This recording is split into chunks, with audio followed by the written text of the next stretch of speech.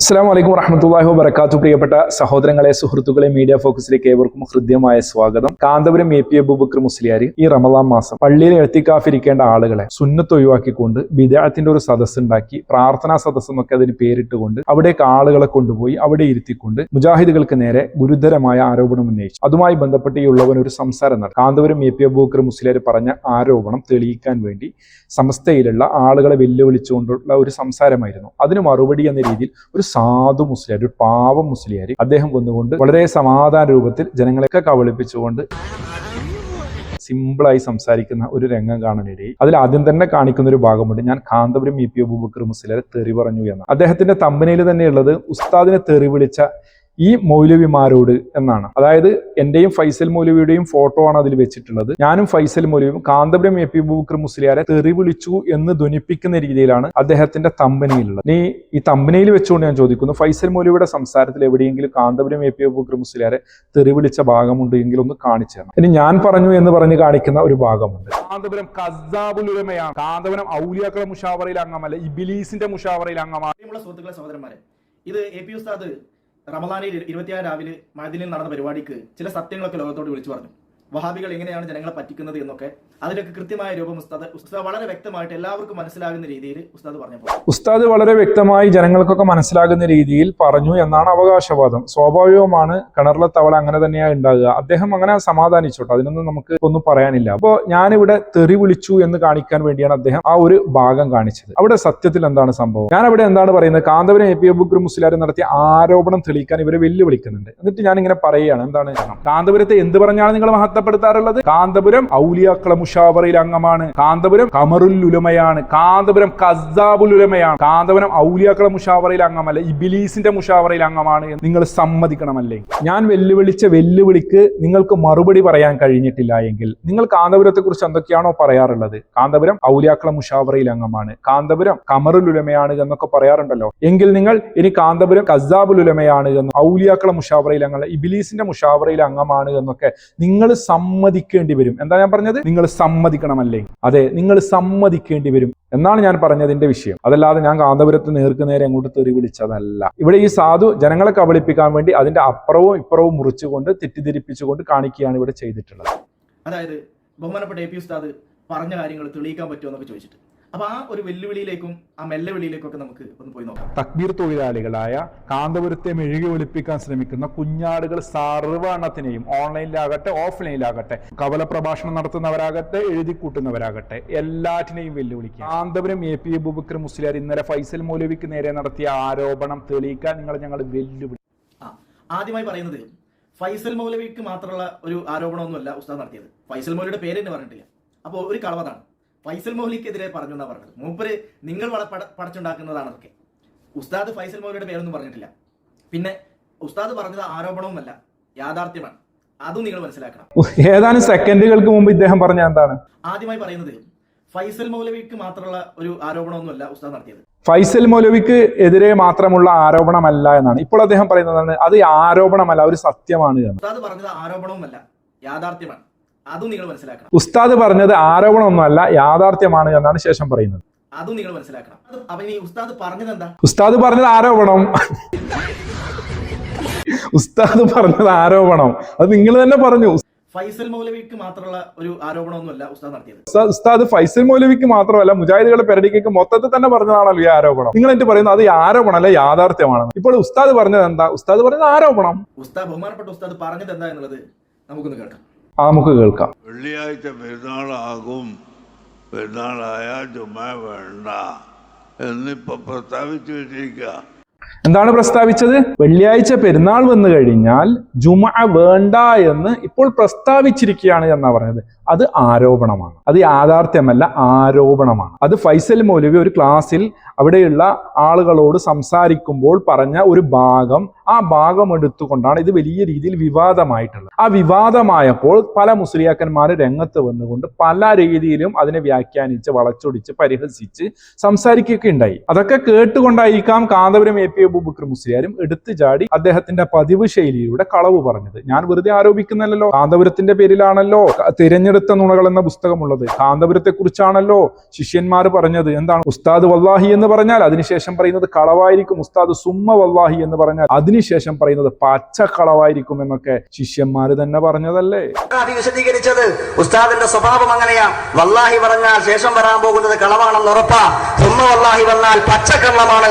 അതുകൊണ്ട് നിങ്ങൾ അപ്പോഴാണ് നമുക്ക് സമാധാനമായത്. അതല്ലെങ്കിൽ നമ്മൾ അത്ഭുതപ്പെടില്ലേ? അപ്പോ കാന്തപുരം അബൂബക്കർ മുസ്ലിയാർ ഈ പറഞ്ഞത് ആരോപണമാണ്. ഫൈസൽ മൗലവിയുടെ സംസാരത്തിൽ അങ്ങനെ പറഞ്ഞിട്ടില്ല. ഫൈസൽ മൗലവി പറഞ്ഞത് എന്താണ്? ഒരു ദിവസത്തെ യാത്രയാണ് യാത്ര. ഒരു രാവും പകലുമുള്ള യാത്രയ്ക്ക് യാത്ര എന്ന് പറയുള്ളൂ. ആ യാത്രക്കാരനെ ജുമ ഒഴിവാകും.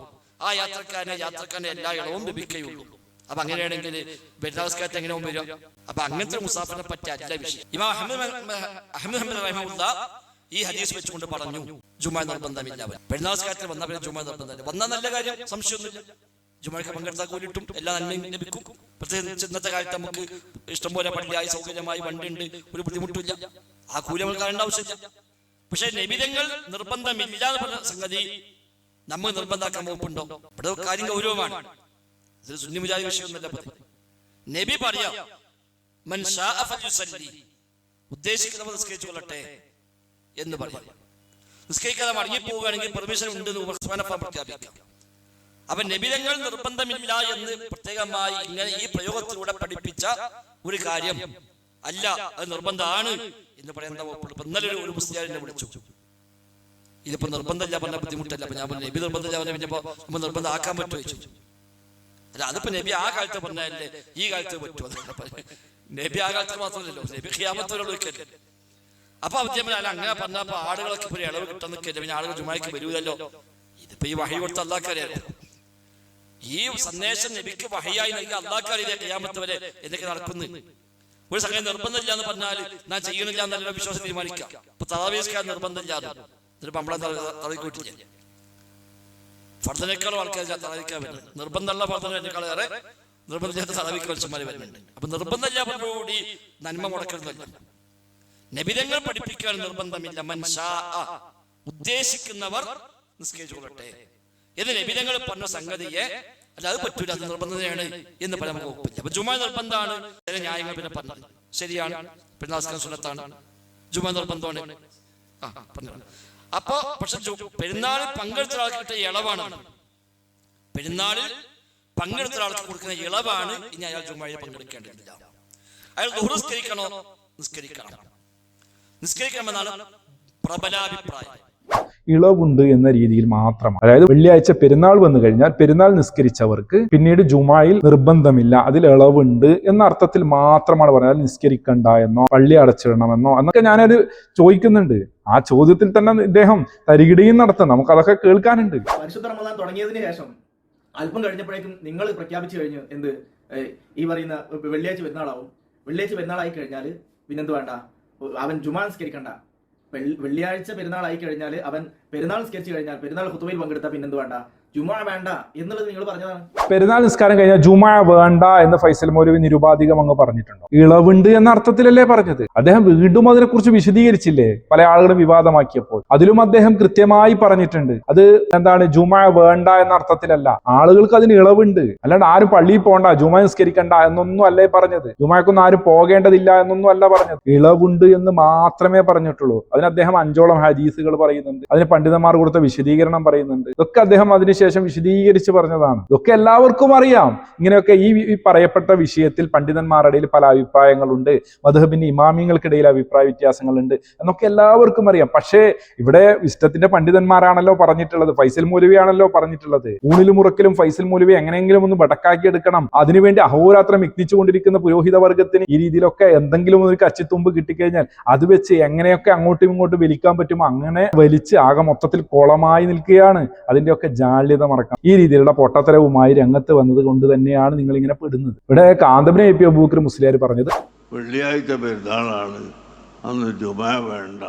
ആരോപണം തന്നെയാണ്, യാഥാർത്ഥ്യമല്ല. അവിടെ ജുമഅ വേണ്ട, നിരുപാധികം വേണ്ട എന്ന അർത്ഥത്തിൽ തന്നെയാണ്. അതല്ലാതെ പണ്ഡിതന്മാർ പറഞ്ഞ ഒരു വാദമാണ് ഫൈസൽ മൗലവി പറഞ്ഞത്, ആ പറഞ്ഞ വാദമാണ് കാന്തപുരം അബൂബക്കർ മുസ്ലിയാർ പറഞ്ഞത് എന്നാണ് നിങ്ങളുടെ വാദമെങ്കിൽ നിങ്ങളതൊന്ന് തുറന്നു പറ. കാന്തപുരം അബൂബക്കർ മുസ്ലിയാർ പ്രസംഗം നിങ്ങൾ കേട്ടിട്ടുണ്ടാവും എന്നാണ് ഞാൻ വിചാരിക്കുന്നത്. ആ സംസാരത്തിൽ പൂർണ്ണമായി പറഞ്ഞ ഭാഗങ്ങളൊക്കെ നിങ്ങൾ കേട്ടതാണല്ലോ. അപ്പോൾ നിങ്ങൾ ഇതൊന്ന് പറ. ഫൈസൽ മൗലവി ഈ പറഞ്ഞത്, ഇങ്ങനെ ഉദറുണ്ട് എന്ന് പറഞ്ഞത്, ഇങ്ങനെ ഇളവുണ്ട് എന്ന് പറഞ്ഞതിനെ ആണ് കാന്തപുരം അബൂബക്കർ മുസ്ലിയാർ പറഞ്ഞത് എന്നാണ് എങ്കിൽ നിങ്ങളതൊന്ന് തുറന്നു പറ. ബാക്കി ഞങ്ങൾ അപ്പോൾ പറഞ്ഞുതരാം. അതുകൊണ്ട് സഹോദരനോട് പറയാണ്ട് കാന്തപുരത്തെ വെളുപ്പിക്കാൻ വേണ്ടി ജനങ്ങളെ കബളിപ്പിക്കുകയല്ല വേണ്ട.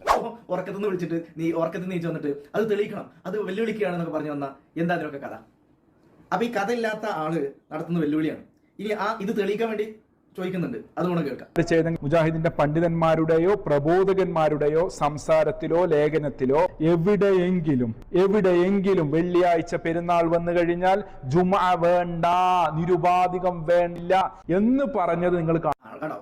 മൂപ്പരിത് എവിടുന്ന വരുന്നതല്ല, അതല്ലെങ്കിൽ സാധു ഈ പറയുന്ന ഈ നേതാക്കന്മാരുടെ പ്രസംഗം ഒന്നും കേട്ടിട്ടില്ലേ? ഇപ്പൊ എന്റെ ഒരു സംസാരത്തിന്റെ ഭാഗം മുസ്ലിയാർ കാണിച്ചല്ലോ, അതിൽ അദ്ദേഹം അതിവിദഗ്ധമായ ഒരു ഭാഗം കട്ട് ചെയ്തിട്ടുണ്ട്. അവിടെ ജുമ നടത്തേണ്ടതില്ല, അങ്ങനെയാണല്ലോ. ജുമ വേണ്ട എന്ന് പറഞ്ഞാൽ പിന്നെ അവിടെ നടത്തേണ്ട ആവശ്യമില്ലല്ലോ. ജുമ നടത്തേണ്ടതില്ല എന്ന് പറയുന്ന ഭാഗം അദ്ദേഹം അടർത്തി മാറ്റിയിട്ടുണ്ട്. നമുക്ക് ഞാൻ വെല്ലുവിളിച്ചതിന്റെ അത് ഒറിജിനൽ രൂപം നമുക്ക് കേൾക്കാം. എന്താണ് കള്ളത്തരം? വെള്ളിയാഴ്ച പെരുന്നാളും ജുമയും ഒന്നിച്ചു വന്നാൽ ജുമ വേണ്ട,